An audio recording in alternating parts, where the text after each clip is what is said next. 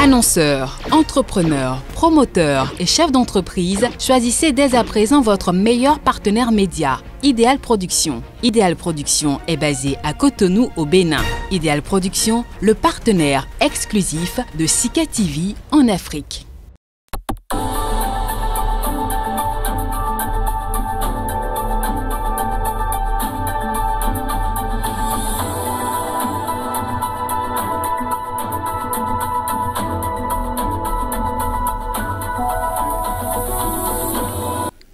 Très heureuse de vous retrouver pour ce nouveau journal de l'économie. Merci pour votre fidélité à Sika TV et bienvenue dans cette édition. L'un des défis de la nouvelle patronne nigériane de l'Organisation mondiale du commerce et la pêche, Ngozi Okonjo-Iweala, est déterminée à conclure les négociations sur les aides à la filière.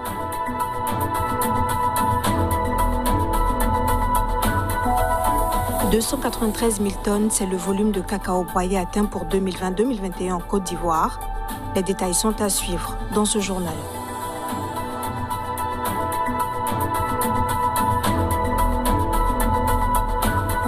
Et puis au Nigeria, le gouvernement envisage de réduire ses dépenses. L'État ne compte pas recourir à l'aide de la CBN pour combler la baisse des recettes publiques.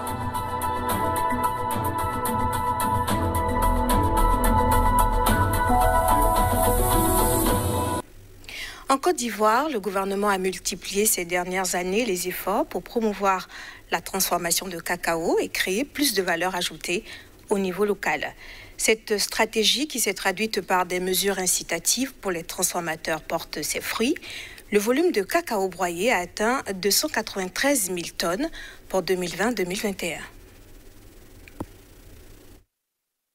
En Côte d'Ivoire, le segment de la transformation du cacao a affiché une belle performance pour la campagne principale 2020-2021. Selon les dernières données de l'Organisation internationale du cacao, l'industrie a broyé 293 000 tonnes de fèves entre le 1er octobre 2020 et le 31 mars 2021. Ce stock est en hausse de 4% par rapport au volume traité un an plus tôt sur la même période qui est de 282 000 tonnes.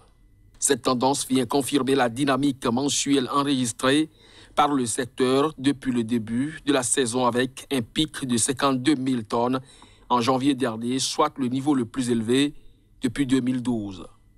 Plus globalement, il faut noter que la vigueur des broyages ivoiriens intervient dans un contexte où la première zone de transformation, à savoir l'Europe, connaît une certaine stagnation cette année. Les broyages ont ainsi chuté de 3% à 357 815 tonnes pour le premier trimestre. Pour l'industrie ivoirienne, l'enjeu sera notamment de maintenir la cadence sur les prochains mois de la saison intermédiaire qui a démarré le 1er avril dernier afin d'exploiter au maximum la capacité installée de broyage qui s'élève à près de 712 000 tonnes de cacao par an.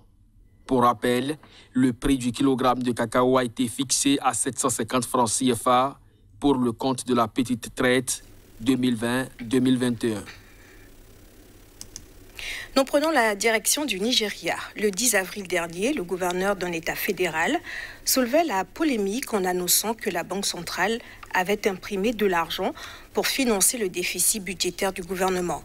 Après avoir démenti cette information, l'État a annoncé qu'il envisageait plutôt de revoir ses dépenses. L'État nigérian ne va pas recourir à l'aide de la CBN, la Banque centrale, pour combler la baisse des recettes publiques. C'est ce qu'a annoncé la ministre nigériane des Finances.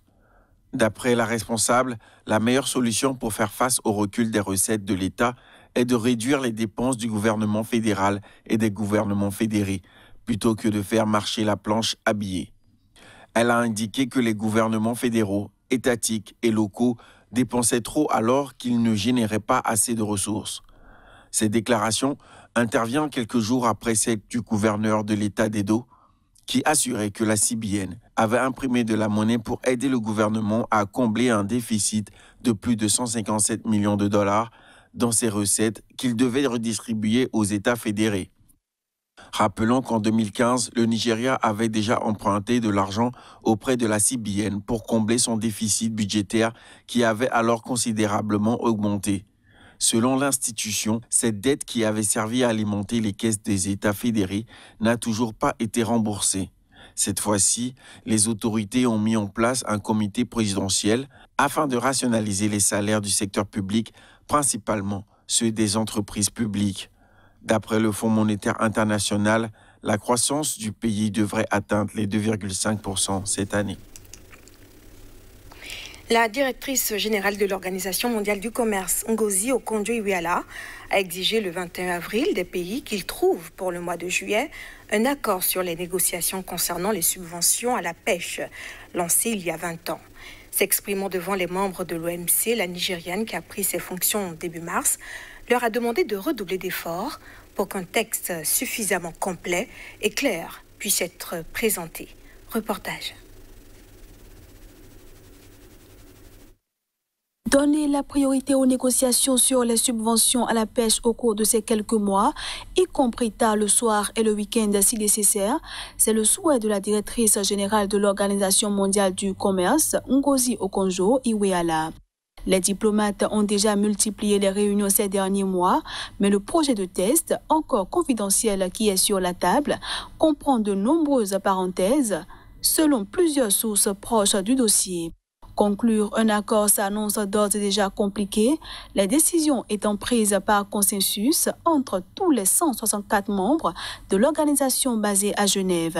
Les membres de l'OMC n'ont pas réussi à honorer la date limite de fin 2020 dictée par l'ONU pour conclure un accord sur l'interdiction des subventions à la pêche qui contribue à la surpêche, et la nouvelle chef de l'organisation a fait de ce dossier une de ses priorités. Ngozi Okonjo-Iweala a souligné que le travail de l'organisation qu'elle dirige consiste à protéger les poissons et à protéger les millions de pêcheurs qui dépendent directement des poissons. Ces deux éléments ne s'excluent pas mutuellement selon elle. Ces négociations visent à éliminer les subventions qui contribuent à la pêche illicite, non déclarée et non réglementée, et à interdire certaines formes de subventions. L'ONU demande également un traitement spécial et différencié des pays les moins avancés, mais aussi des pays en développement. Cette dernière exigence n'est pas du goût de ceux qui soulignent que la Chine, qui est dans la catégorie des pays en développement à l'OMC, possède l'une des plus grandes flottes de pêche. La filière des semi-conducteurs joue un rôle clé dans un secteur crucial pour le développement de toutes les économies du monde. Mais ce que l'on sait moins, c'est qu'elle est aussi très gourmande en eau. Avec des entreprises en télétravail et l'enseignement à distance dans les écoles, la pandémie a fait exploser la demande de composants pour ordinateurs et autres appareils électroniques. Et là, la sécheresse risque d'aggraver la pénurie mondiale de semi-conducteurs à Taïwan. Taïwan compte sur son sol certaines des usines spécialisées dans les matériaux semi-conducteurs les plus performantes au monde. Et la fabrication de ces matières implique des volumes d'eau considérables. Qu'il s'agisse des écrans d'ordinateur, des téléviseurs, des smartphones, des tablettes, des voitures, il y a une pénurie globale de puces. Pourtant, l'île est un des endroits les plus humides au monde, avec une moyenne de 2600 mm de précipitations par an. Elle est en temps normal balayée par des typhons qui contribuent à remplir les réservoirs. Or, pour la première fois en 56 ans, aucun typhon n'a frappé Taïwan en 2020. Et sur les 3 premiers mois de l'année, les précipitations sont inférieures à 40% de la moyenne. Ce qui pousse le gouvernement aujourd'hui à imposer des restrictions à plus d'1 million de foyers et d'entreprises du centre du pays. D'après une spécialiste de l'économie taïwanaise, la pénurie de puces risque de durer jusqu'en 2022, voire 2023. La demande va augmenter avec la reprise mondiale, mais la création de nouvelles unités de production prend du temps. Et il faut dire que l'industrie automobile est la victime la plus visible du manque de puces, avec une production fortement ralentie. General Motors et Ford ont été contraints de fermer temporairement plusieurs usines, et des milliers de travailleurs du secteur automobile allemand seront aussi au chômage partiel fin avril. Le groupe Daimler prévoit du chômage partiel sur 2 de ses sites qui emploient près de 20 000 employés. Entre 8 000 et 9 000 personnes sont concernées par cette réduction du temps de travail selon le comité d'entreprise.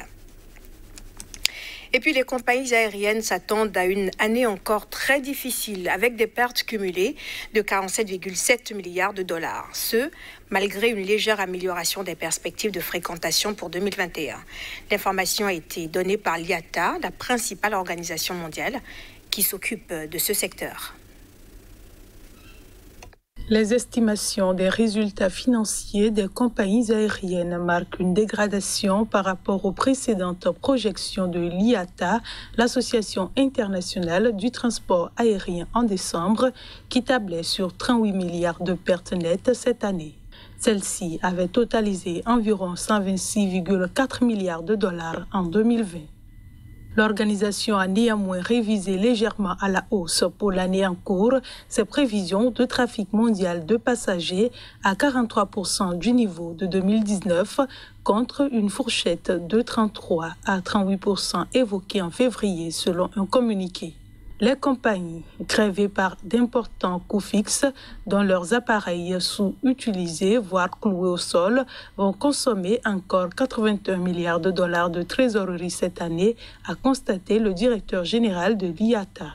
Quelques 2,4 milliards de passagers prendront l'avion en 2021 contre 1,8 milliard en 2020.